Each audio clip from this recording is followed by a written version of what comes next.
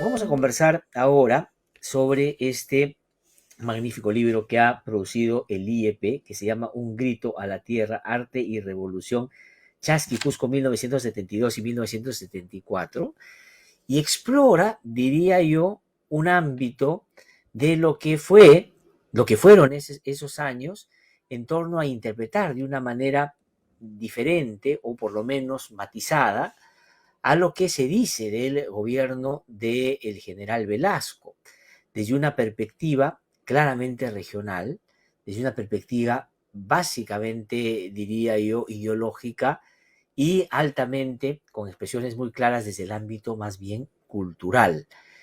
Porque de esto es de lo que se trata, es decir, de los episodios que hemos vivido en nuestra historia, hay que tratar de identificar algunas de sus particulares características para poder dimensionar qué significaron en el conjunto. Y aquí lo que hay es, por supuesto, una aproximación muy rigurosa, muy nutrida, muy novedosa a cómo se vivió todo este proceso al sur de nuestro país a propósito de lo que en ese momento era el trabajo de la ORAMS, la Oficina Regional de Apoyo a la Movilización Social, y cómo esto quedaba registrado en un semanario llamado Chasqui a propósito de cómo, digamos, a la sazón de lo que las particularidades de estas regiones proveían, se iba como administrando también este proceso político, ¿no? Vamos a conversar esta mañana con Raúl Álvarez, que es uno de los autores, coautores, junto con Mijail Mitrovic y Manuel Barros. Raúl, ¿cómo estás? Qué gusto saludarte, muy buenos días, muchas gracias por atendernos.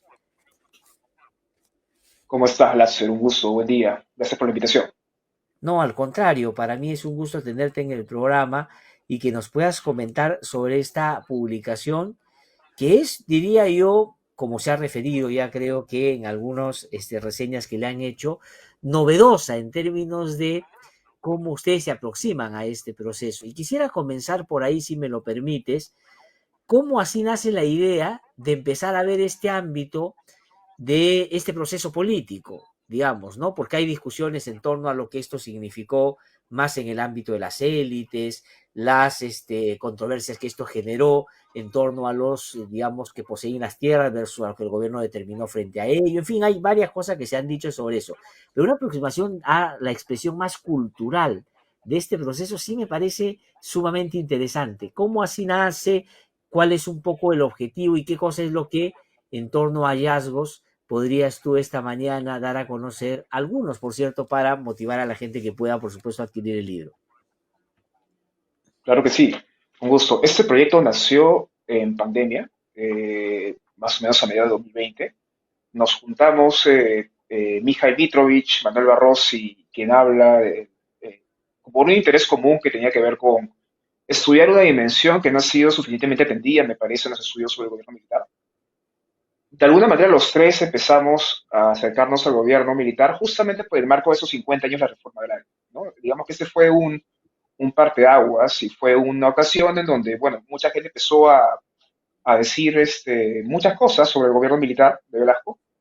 Y al menos para mi generación, para la generación, los que nacimos en los 90, este fue un gobierno sobre el cual hay muchos mitos, ¿no? Sobre el cual hay muchos fantasmas y sobre el cual realmente no se sabe mucho, más allá de lo que mediáticamente se dice desde izquierdas y derechas, pero estudios bien sustentados y recientes, más allá de lo que se hicieron en la década de 70 o 80, que digamos que desde la nueva izquierda trataban de hacer un balance pocos años después de lo que no existía.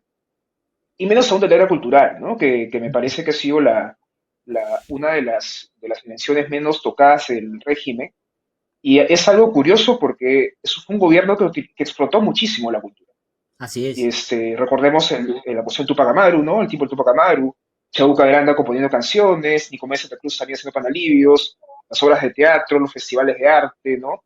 El premio Joaquín López Santana en el texto de la artesanía, los afiches, ¿no? Entonces, nos llamaba la atención para hacer un gobierno que explotó de tal manera, y probablemente más que cualquier otro gobierno de la historia del Perú moderno, la cultura peruana, no existan estudios tan sistemáticos sobre ese asunto. Ujú. Y de alguna manera quisimos subsanar esa falta, ¿no? Entonces, ya Manuel, Mijail y yo tenemos investigaciones por separado, digamos que el interés estaba común, nos encontramos a partir de esta exploración, nos encontramos con el Cusco, ¿no? Que tiene esta particularidad de que tenía un semanario especial del Sinamos Cusco para la región de Cusco, Maravillosa y Purima, y dijimos que, bueno, aquí hay algo interesante que explorar, ¿no? Qué particular que el Sinamos tenga un semanario como este y lo tenga y cubra tan sistemáticamente tantas dimensiones de la vida cotidiana de la región, ¿no? Porque no solamente es un semanario que habla de cultura, habla de las obras de infraestructura, habla de los mítines políticos, habla de las tensiones entre la izquierda o los terratenientes y el gobierno, ¿no? Habla de las obras de saneamiento, habla de los problemas de financiamiento de obras públicas, ¿no? Entonces es una suerte de, de periódico, de fuente, que te narra justamente la cotidianidad de una región en medio de una época sumamente álgida y agitada para el país. Mm. Y a partir de eso, y a través, gracias a los empastados que dos ex dinamistas del Cusco nos proporcionaron, que son Gabriel Ferrer y Celso Díaz, empezamos a aprender ese proyecto, ¿no? ¿Por qué no Ajá. estudiar el velasquismo desde el lado cultural, pero enfocado en una región que ha sido tan vital para el proceso cultural histórico peruano como es el Cusco? Sí, sí, no, Digamos además, que así sí. nace más o menos el No, título. no, pero esta explicación es clave porque creo yo el libro responde bastante bien a lo que los motivó a ustedes a aproximarse a a este ámbito poco explorado, por decirlo de alguna manera. Y a propósito de la afirmación que tú haces, es verdad, digamos, muchas personas que han tenido y tienen hasta ahora una presencia importante en el ámbito cultural participaron de ese proceso de la mano del gobierno de Velasco y, digamos, lo que expresaba en su momento, una clara voluntad por darle un espacio importante justamente a eso, ¿no? Ahora, aquí hay otro elemento también junto a lo que has dicho, que si bien es cierto, este era un gobierno de cara a la planificación central y a una lógica, digamos, muy centralizada, expresa también particularidades de la región y procesos, digamos, que se dan un poquito al margen también de, digamos, este relato más homogéneo que se ha hecho de este proceso político, ¿no? Pero quisiera yo centrarme en lo que tú has mencionado.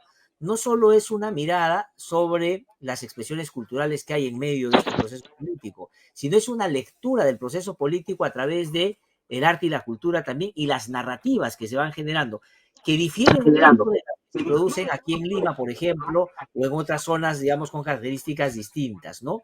¿Qué dirías tú como ejemplo, qué pondrías tú como ejemplo de eso que han encontrado que refiere algo que ustedes digan, mira, aquí hay una muestra clarísima de esto que hemos conversado, ¿no? Que estaba metiéndose o arraigándose en la gente el proceso, que había estas diferencias con Lima, que estos eran, digamos, los centros de interés de esa región frente a el mandato más general que tenía, digamos, el gobierno.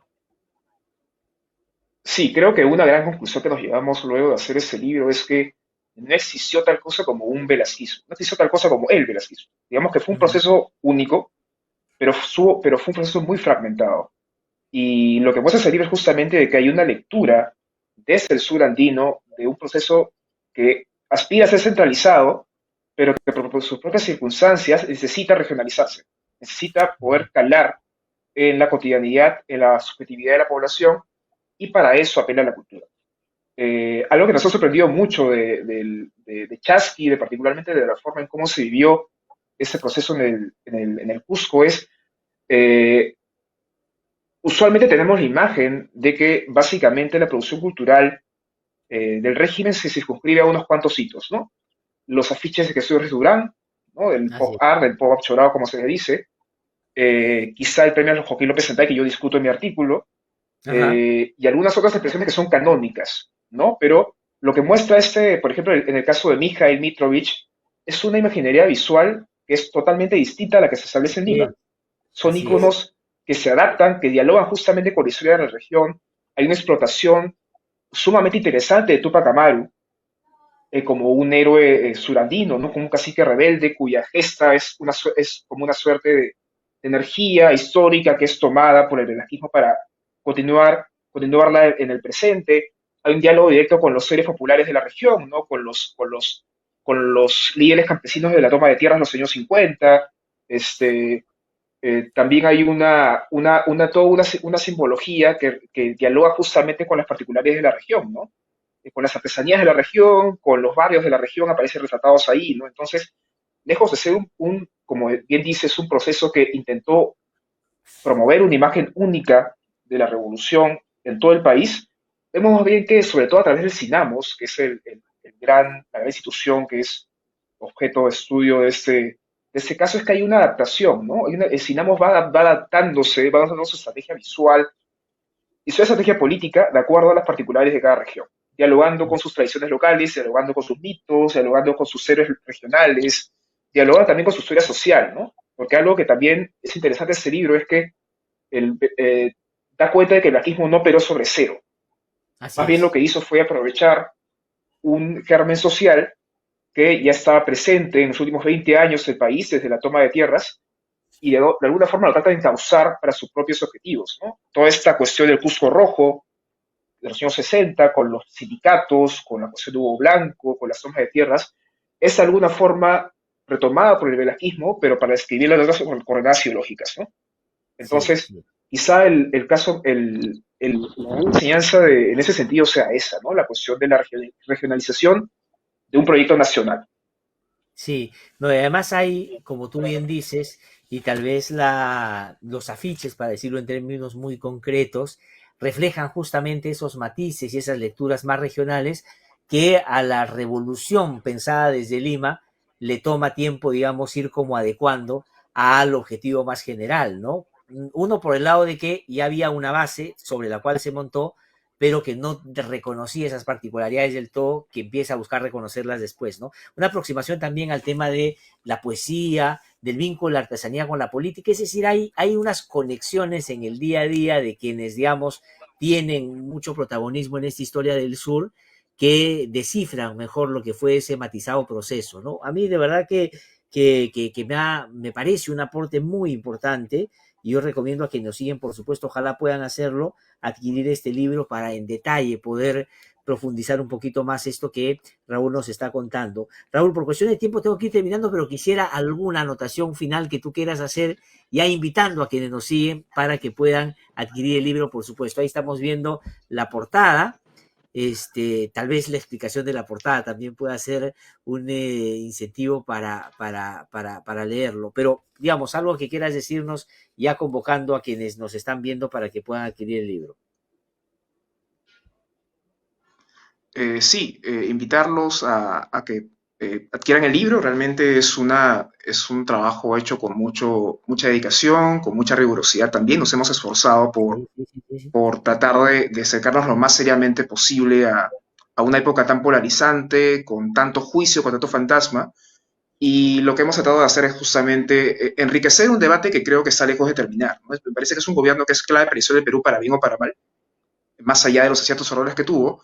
Y aproximaciones como esta lo que nos permite es complejizar estas visiones a veces dicotómicas que tenemos del asunto y llevarlas a una reflexión mucho más sosegada de lo que realmente implicó para la historia peruana, ¿no? Entonces, les recomiendo que compren un grito a la tierra y bueno, habrán muchas más ocasiones para seguir conversando porque lo que justamente queremos es debatir, ¿no? Discutir sobre, creo que es lo que nos falta mucho en el Perú, ¿no? El arte de la conversación, ¿no? Entonces, es un libro que invita al diálogo y Sí. esperemos que lo tomen así también.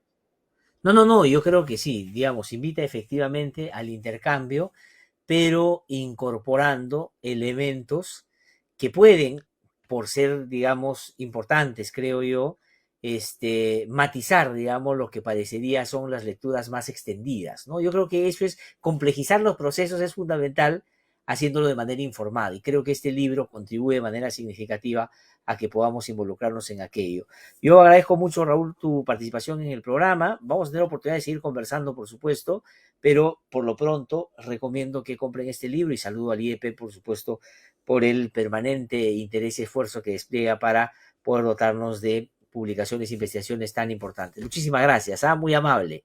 Que te vaya muy bien. Gracias a ti, Glatzer. Hasta luego. Un fuerte Cuídate. abrazo. Hasta otro momento.